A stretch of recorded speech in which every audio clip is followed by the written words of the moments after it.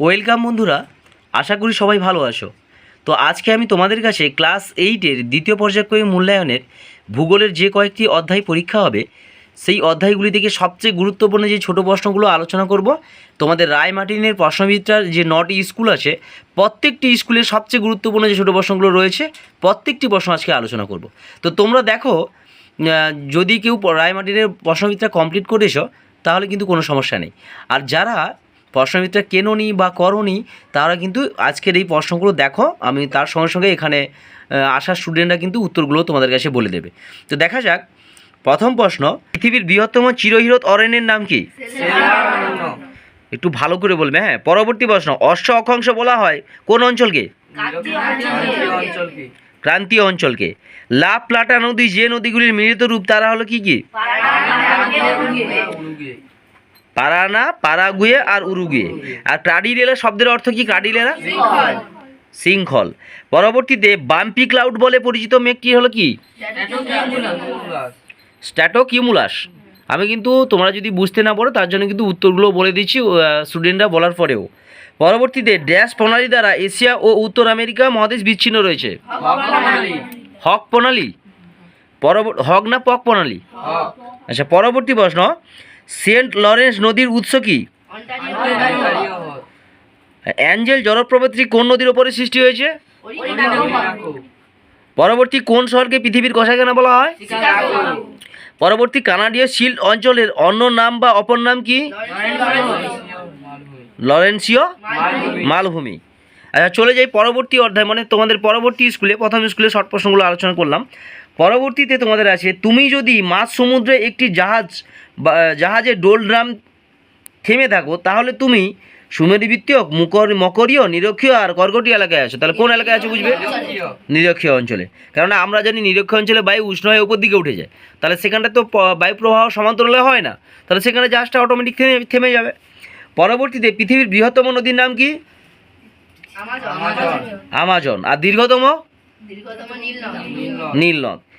দক্ষিণ আমেরিকা মহাদেশে যেদিকে পার্বত্য বাধার জন্য প্রশান্ত মহাসাগরের কোনো নদী পতিত হতে পারেনি সেই দিকটি হলো উত্তর, দক্ষিণ, পূর্ব, পশ্চিম। পশ্চিম। আচ্ছা, পরবর্তী শিশিরাঙ্ক কাকে বলে?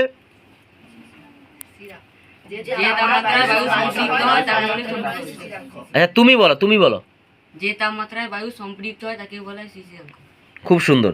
পরবর্তীতে চিনুক কি? চিনুক কি, কে বলতে পারবে? জোরে বলো। বসন্তের শুরুতে রকি পর্বতাঞ্চলের পূর্ব ঢাল বরাবর চিনুক নামে একটি উষ্ণ স্থানীয় বায়ু প্রবাহিত হয়। এই জলীয় বাষ্প ধারণ ক্ষমতা বেড়ে যাওয়ার জন্য এখানে বৃষ্টিপাত খুব কম হয়। খুব সুন্দর। তাই এখানে বড় গাছপালার বদলে ছোট গাছপালা জন্মায়, তাই এটি প্রেরি তৃণভূমি নামে পরিচিত। বাহ, খুব সুন্দর হয়েছে। ঠিক আছে, এবারে পরবর্তী প্রশ্নে যাওয়া যাক। পরবর্তী প্রশ্ন, রকি পার্বত্য অঞ্চলে প্রবাহিত স্থানীয় বায়ুর নাম কি? আন্দিজ পর্বতের সর্বোচ্চ শৃঙ্গের নাম কি? অ্যাকনকাগুয়া। পৃথিবীর উচ্চতম অ্যাঞ্জেল জলপ্রপাত অবস্থান করেছে কোথায়? আমাজন, লা প্লাটা, কলোরাডো, ওরানিকো নদীর অববাহিকায়? ওরিনাকো নদীর অববাহিকায়। ঘনীভবন কাকে বলে? কেউ? বাষ্প থেকে তরলে পরিণত হওয়ার প্রক্রিয়াকে ঘনীভবন বলে। বাহ, খুব সুন্দর হয়েছে।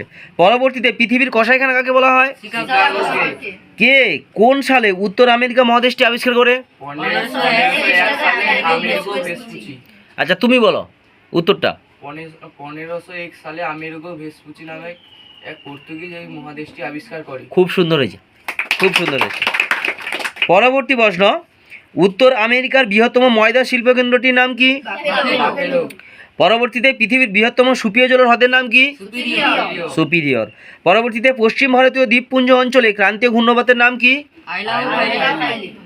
আমাজন অববাহিকার উত্তর দিকে ড্যাশ উচ্চভূমি অবস্থিত?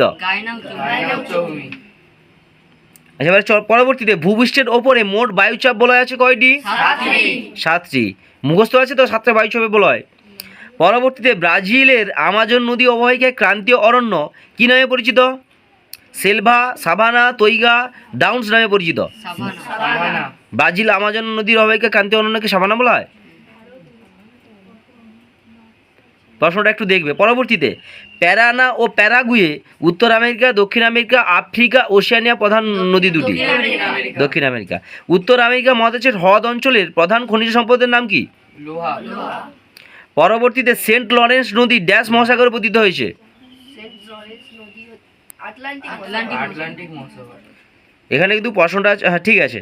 পরবর্তীতে ড্যাশ শহরকে পৃথিবীর কষাখানা বলা হয়? কার্ডিলের শব্দের অর্থ কি?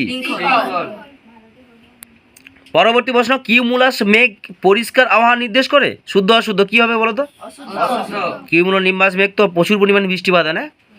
পরবর্তীতে অ্যাঞ্জেল পৃথিবীর উচ্চতম জলপ্রপাত? শুদ্ধ না অশুদ্ধ? আচ্ছা পরবর্তী ছোট প্রশ্ন, কোন মেঘের অপর নাম বজ্র মেঘ? আচ্ছা পরবর্তীতে পৃথিবীর বৃহত্তম মিষ্টি জলের হ্রদের নাম কি? পৃথিবীর বৃহত্তম মোটর গাড়ি নির্মাণ কেন্দ্র কোথায় অবস্থিত? দুটি ক্রান্তীয় ঘূর্ণপাতের নাম লেখো। আইলা ও ফাইলিন। আচ্ছা চলে যায় পরবর্তীতে, বিশ্বের বৃহত্তম কফি উৎপাদক দেশের নাম কি? ব্রাজিল। উভয় গোলার্ধে 35 থেকে 60 ডিগ্রি অক্ষাংশের মধ্যে প্রবাহিত আয়নবায়ু পশ্চিমবায়ু মেদিবায়ু? তুমি যদি মাঝ সমুদ্রে একটি জাহাজে ডোলড্রামে থেমে থাকো তাহলে তুমি কোন অঞ্চলে আছো? অঞ্চলে। চলে যায় পরবর্তীতে, কাকেও কেন পৃথিবীর রুটি ঝুড়ি বলা হয়? রাজ্যকে পৃথিবীর রুটি ঝুড়ি বলা হয় কারণ এখানে সবচেয়ে বেশি গম উৎপন্ন হয়। বাহ খুব সুন্দর, একটু জুড়ে বলবে। হ্যাঁ, ঘূর্ণপাতের চোখ খুকেই বলতে পারবে? কেউ পারবে? যেটা মুখস্থ করবে। হ্যাঁ, এটা 2 নম্বরের প্রশ্ন। আচ্ছা পরবর্তীতে যাওয়া যাক। পরবর্তীতে পৃথিবী পৃষ্ঠের ওপরে মোট বায়ুচাপ বলয় কটি আছে? পৃথিবীর উচ্চতম জলপ্রপাতের নাম কি? আর্জেন্টিনার রাজধানীর নাম কি?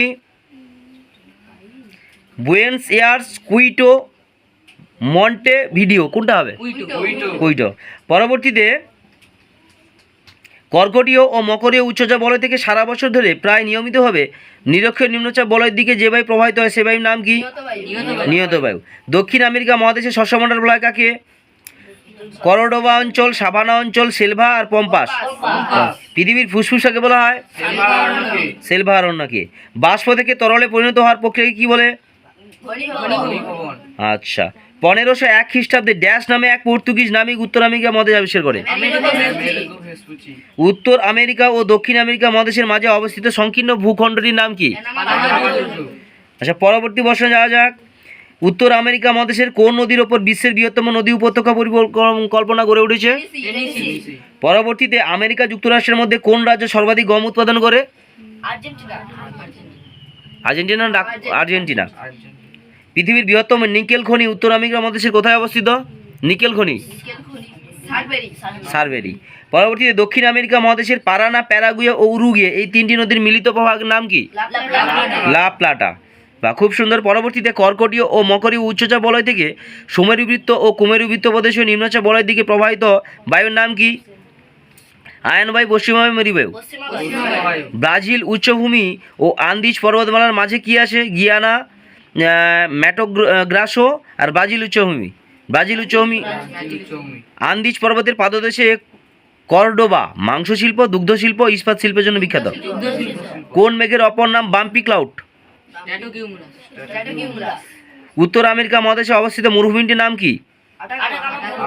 পৃথিবীর বৃহত্তম স্বাদু জলের হ্রদের নাম কি?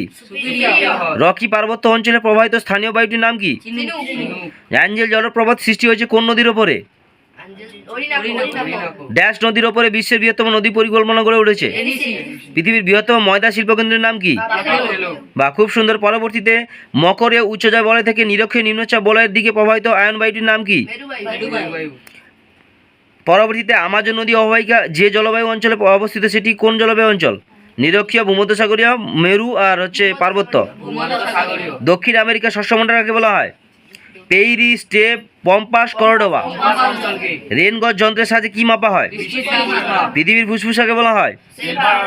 উত্তর আমেরিকা মহাদেশের সর্বোচ্চ পর্বত শৃঙ্গের নাম কি? Mount McKinley. আচ্ছা এই যে তোমাদের যে স্কুলগুলো আলোচনা করলাম, তোমাদের দ্বিতীয় পর্যায়ে মূল্যায়নের ক্ষেত্রে এই প্রশ্নগুলোর মধ্যে থেকে প্রশ্ন আসার সম্ভাবনা বেশি। তোমাদের ক্লাস 8-এর ভূগোলে। তাই প্রশ্নগুলো খুব ভালো করে করো, আর যদি কোনো প্রশ্নের উত্তর যদি না বুঝতে পারো তাহলে অবশ্যই কমেন্ট করে জানাও, আমি কিন্তু তোমাদের কাছে উত্তরগুলো আলোচনা করব। সর্বোপরি এই প্রশ্নগুলো ভালো করে করলে এখান থেকে তোমরা কিন্তু দ্বিতীয় পর্যায়ক্রমিক মূল্যায়নে ভূগোলে প্রশ্ন কমন পাবে, এবং ভালো করে প্রশ্নগুলো করো যাতে তোমরা দ্বিতীয় পর্যায়ক্রমিক মূল্যায়নে ভূগোলে ভালো নাম্বার পেতে পারো।